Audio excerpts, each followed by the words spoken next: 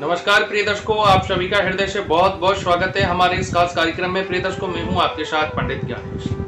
आप सभी को मां भगवती की शारदीय नवरात्रों की बहुत बहुत शुभकामनाएं और मंगल कामनाएं। प्यारे दर्शकों, यह नवरात्रे शारदीय नवरात्रे हैं। जब ग्रीष्म ऋतु और सर्दी ऋतु की संधि होती है उसी को शारदीय नवरात्रा कहा जाता है। इस बार जो नवरात्रि हैं 8 दिन के रहेंगे। 9 स्वरूपों में माँ भगवती की हम सभी लोग पूजा करेंगे, पाठ करेंगे और माँ भगवती से पूजा पाठ करके उनका आशीर्वाद लेने की कामना करेंगे। प्यारे दर्शकों, संसार में एक माँ ही ऐसी होती है जो क्षण मात्र से प्रसन्न हो जाती है। एक छोटा सा उपाय और अगर भाव दिखा दिया जाए तो माँ शब्द ही एक ऐसा है।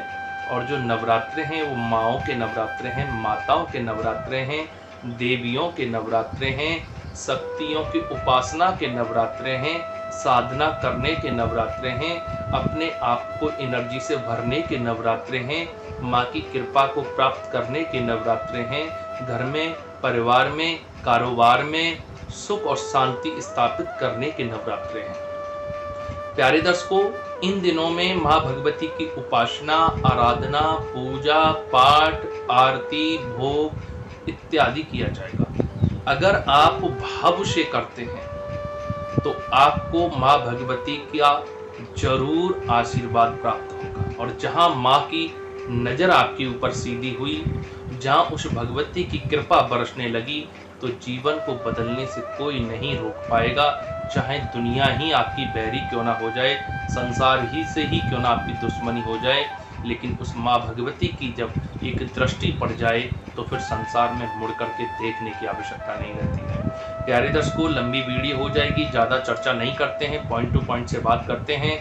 प्यारे दर्शकों, पूजा पाठ आप हम हर वर्ष करते हैं, हमेशा से करते आ रहे हैं, लेकिन उसी पूजा पाठ उसी विधान से आपको करनी है। लेकिन थोड़े से आप अगर तरीके बदलते हैं तो सबसे पहले तो आपको घट स्थापना प्रातःकाल में करके माँ शैलपुत्री का सबसे पहला नवरात्रा माँ शैलपुत्री देवी का रहेगा। जो शैलपुत्री हैं वो हिमालय की बेटी हैं और हिमालय यानी कि शैल होता है, शैल बोलते हैं पत्थर को। शैलपुत्री जो पत्थर राज हिमालय की, पर्वतराज हिमालय की जो पुत्री हैं वो शैलपुत्री हैं। तो आप जरूर माँ भगवती को जो सबसे प्रिय भोग है वो है गाय का घी या गाय के घी से बनी हुई चीजें या गाय का दूध या गाय का दही, गाय के दूध का दही, दूध इत्यादि का भोग लगा करके आप भगवती को प्रसन्न कर सकते हैं। जैसे आपको आपकी प्रिय वस्तु खाने को अगर दी जाए तो आपका मन प्रसन्न हो जाता है। जैसे आप कहीं किसी के यहाँ जाएं और जो तुम्हें सबसे प्रिय वस्तु है वो तुम्हें सबसे पहले परोस दी जाए तो सच में आपका मन खुश हो जाता है। तो आप भगवती को गाय के दूध से बनी हुई चीज़ों का भोग अर्पण करें, जिससे भगवती का आशीर्वाद प्राप्त होगा। लेकिन देवी देवता भोजन को ग्रहण करने से भी कहीं ज़्यादा हर चीज़ का भाव देखते हैं। आप जो भी बनाएं घर में बनाएं, फॉर्मलिटी के चक्कर में बिल्कुल भी ना पड़ें। अगर गाय का दूध आता है तो गाय के दूध का खोआ बना करके, बूरा मिला करके, लड्डू बना करके भोग लगाएं या गाय के घी का भोग लगाएं। और एक छोटा सा उपाय जरूर कर लें। एक छोटा, अगर घर के पास कोई पत्थर हो, शालग्राम टाइप पवित्र हो, ऐसा नहीं कि आप कहीं से भी रोड से उठा करके ले आएं। अगर शालग्राम जैसा कोई सुंदर सा पत्थर हो, उसके ऊपर उसको अच्छे से पहले जल से धुल करके, पंचामृत से स्नान करा करके और अच्छी तरीके से उसको घी से मल के पूजा करके और चंदन का टीका, रोली का, कुमकुम का टीका लगा करके, धूप दीप दिखा करके उसमें भगवती की उपासना करें।